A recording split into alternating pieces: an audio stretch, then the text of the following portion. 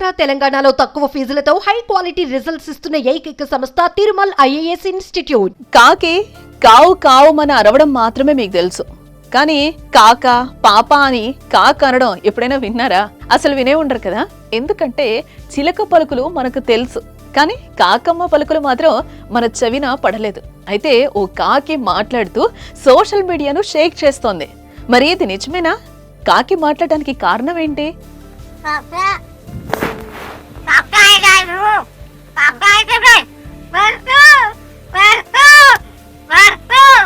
భూమి మీద మాట్లాడగలిగే జీవి ఒక్క మనిషి మాత్రమే కదా. అయితే మన చుట్టూ నివసించే కొన్ని రకాల పక్షులు, జంతువులు కూడా మాట్లాడగలవు. మనం శిక్షణ ఇవ్వడం ద్వారా మనుషులు మాటలు, ధ్వనులను అనుకరించగలవు. ఇలా మాట్లాడిన పక్షుల్లో మనకు చిలుక జాతికి చెందినవే ఎక్కువగా చూసి వాటి మాటలను వినుంటాం. మైనాలు కూడా మాట్లాడతాయని తెలుసు.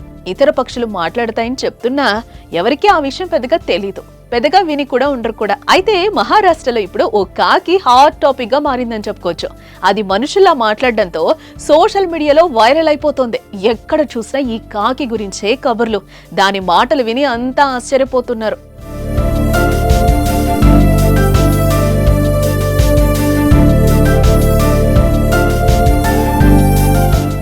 ఇలా కాకి మాట్లాడుతుందంటే ఎవ్వరు నమ్మడం లేదు. సోషల్ మీడియాలో చూసి ఎడిటింగ్ అని కొందరు, డబ్బింగ్ అని మరికొందరు కొట్టిపారేస్తున్నారు. కానీ ఆ కాకి నిజంగానే కొన్ని మాటలు మాట్లాడుతుందట. ఆ విషయాన్ని స్వయంగా దానిని పెంచిన ఆ ఇంటివారే చెప్తున్నారు. మరి 3 సంవత్సరాల క్రితం గుర్గావ్కు చెందిన ముఖానే అనే ఆవిడకు తన తోటలో ఓ గాయపడిన కాకి కనిపించింది. దాన్ని ఆమె కాపాడి ఇంటికి తీసుకొచ్చి పెంచింది.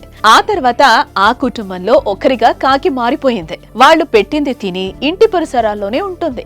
అయితే గత నెల రోజులుగా వారు మాట్లాడుతున్న మాటలను అనుసరించడం, అలాగే పలకడం, వారిని పిలవడం చూసి షాక్ అవుతున్నారు.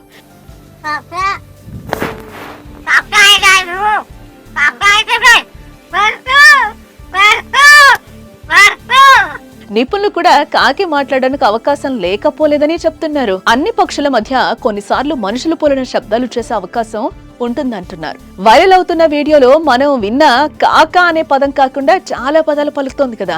కాక, బాబా, మమ్మీ, మామ, దాదా వంటి పదాలు దాని నోటంట వస్తున్నాయి. ఇక ఈ కాకి మాటల వీడియోలు వైరల్ అవ్వడంతో ఈ వింత కాకిని చూసేందుకు చుట్టుపక్కల గ్రామాల ప్రజలు తరలిస్తున్నారు. खोटा तूच रे तू खोकला कसा काय झाला?